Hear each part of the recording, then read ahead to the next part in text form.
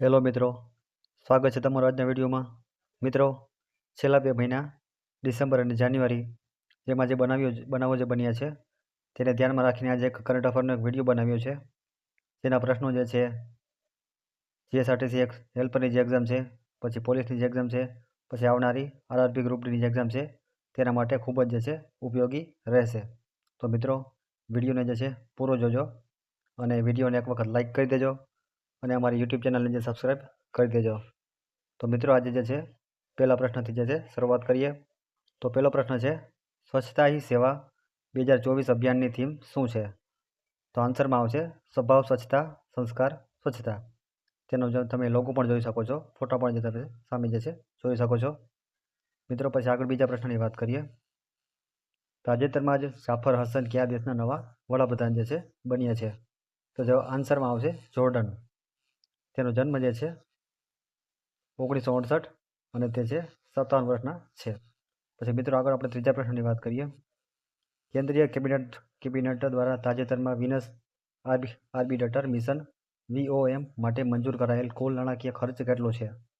તો આન્સરમાં આવશે 1236 કરોડ. પછી ચોથા પ્રશ્નની વાત કરીએ.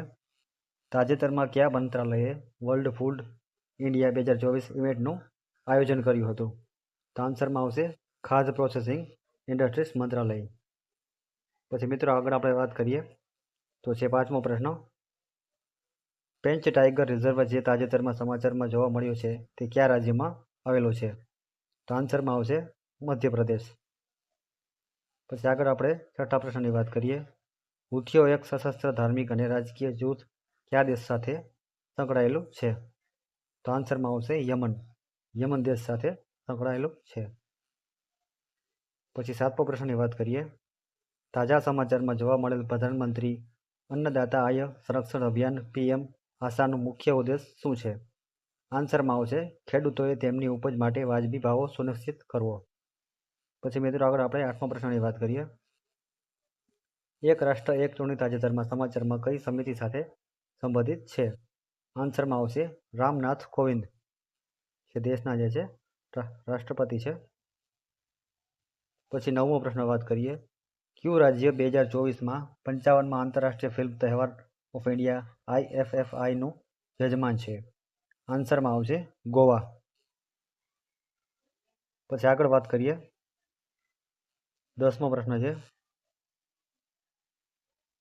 તાજેતરમાં ભારતીય વાયુસેનાની ચુનંદા 18 ફ્લાઇંગ બુલેટ્સ સ્ક્વોડ્રોનમાં જોડનાર પ્રથમ મહિલા ફાઇટર પાયલટ કોણ બની?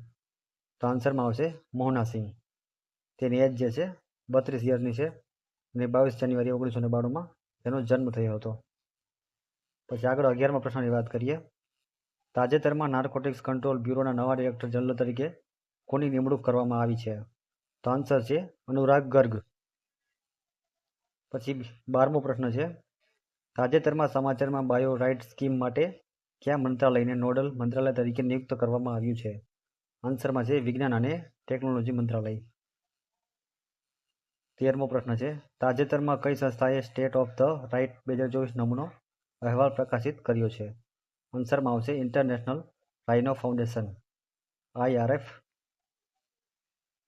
પછી છે 14મો પ્રશ્ન, ઉત્તર પ્રદેશમાં પ્રથમ સેમિકન્ડક્ટર પાર્ક ક્યાં સ્થાપિત થશે? તો આન્સર છે ગ્રેટર નોઈડા. 15મો પ્રશ્ન છે, ભારત ગ્લોબલ ફૂડ રેગ્યુલેટર્સ સમિટીની બીજી આવૃત્તિ આયોજન કયા શહેરમાં કરે છે? તો આન્સર છે નવી દિલ્હી. પછી મિત્રો, 16મો પ્રશ્ન છે, ICC international panel of development અમ્પાયર્સ માટે નામાંકિત થનારી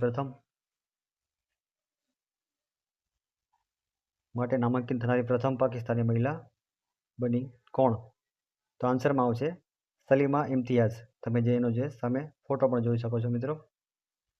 પછી આગળ છે પ્રશ્ન 17મો, તાજેતરમાં ભારતીય વરિષ્ઠ મહિલા ફૂટબોલની ટીમના નવા મુખ્ય કોચ તરીકે કોની નિમણૂક કરવામાં આવી છે? આન્સરમાં છે સંતોષ કશ્યપ. તેનો જન્મ છે 22 જૂન 1966માં થયો હતો અને તે 58 વર્ષની જે ઉંમર છે. પછી આગળ મિત્રો વાત કરીએ. તાજેતરમાં હૈદરાબાદ મુક્તિ દિવસ કયા દિવસે ઉજવવામાં આવે છે? તો આન્સર છે 17 ડિસેમ્બર. 17 સપ્ટેમ્બર. 17 સપ્ટેમ્બરમાં હૈદરાબાદ મુક્તિ દિવસ છે ઉજવવામાં આવે છે. તો મિત્રો આગળ વાત કરીએ. 19મો પ્રશ્ન છે. તાજેતરમાં અલ્જેરિયામાં ભારતમાં રાજદૂત તરીકે કોને નિમણૂક કરવામાં આવી છે? તાજેતરમાં અલ્જેરિયામાં ભારતના રાજદૂત તરીકે કોની નિમણૂક કરવામાં આવી છે? તો આન્સર છે સ્વાતિ વિજય કુલકર્ણી. પછી મિત્રો આગળ 20મો પ્રશ્ન છે, છેલ્લો પ્રશ્ન. તાજેતરમાં કયા દેશે ગંભીર દુષ્કાળને કારણે 200 હાથીઓને મારવાની યોજના જાહેર કરી છે? તો આન્સરમાં આવશે ઝિમ્બાબ્વે. તો મિત્રો આ હતા કરંટ અફેરના પ્રશ્નો જે તમને જીએસઆરટીસી હેલ્પરની એક્ઝામ છે, પછી પોલીસની જે એક્ઝામ છે અને આરઆરબીની જે એક્ઝામ છે એમાં તમને ઉપયોગી થશે. તો મિત્રો વિડીયો સારો લાગ્યો હોય તો એક વખત લાઈક કરી દેજો અને ચેનલને સબસ્ક્રાઈબ કરી દેજો. Thank you.